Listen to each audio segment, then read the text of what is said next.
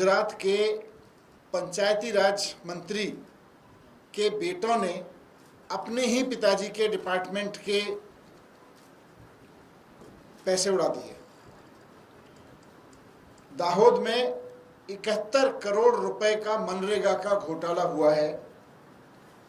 और ये महाघोटाला इसलिए है, ये सिर्फ घोटाला नहीं है, एक महाघोटाला है, क्योंकि भारतीय जनता पार्टी के मंत्री के बेटों ने अपने ही पिताजी के डिपार्टमेंट में ये 71 करोड़ का घोटाला किया है और वो पकड़े गए।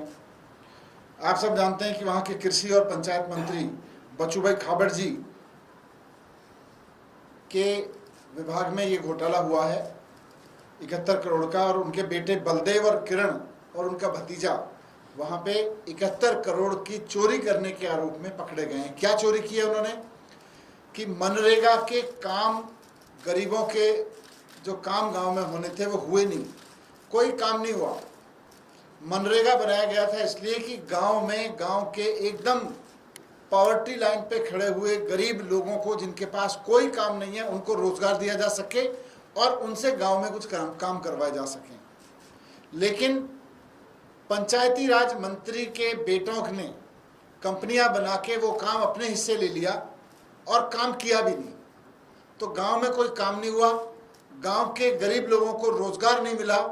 गांव में काम करने और गांव के गरीब लोगों को रोजगार देने के नाम पर बिना काम किए, बिना किसी को मजदूरी दिए 71 करोड़ रुपए मंत्री जी के बेटे, दोनों बेटे अपनी कंपनियों में ले गए। ये एक घोटाला है। लेकिन इसमें महाघोटाला यह है कि भारतीय जनता पार्टी की सरकार इसमें मंत्री जी के खिलाफ कोई एक्शन ही नहीं ले रही है।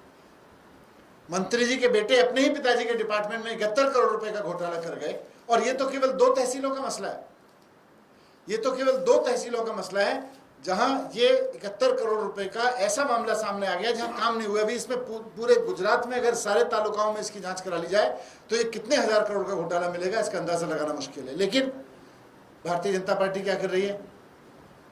भारतीय जनता पार्टी ने कोई सीबीआई को केस नहीं दिया, वहां की सरकार ने कोई ईडी को केस नहीं दिया।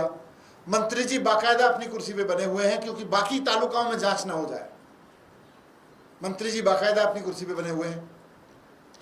तो ऐसे में जब मंत्री जी खुद कुर्सी पे बने हुए हैं, उनके बेटे उन्हीं के डिपार्टमेंट में भ्रष्टाचार करने के आरोप में गुजरात की पुलिस की गिरफ्त में है, वैसे में मंत्री जी का इस्तीफा क्यों नहीं लिया जा रहा?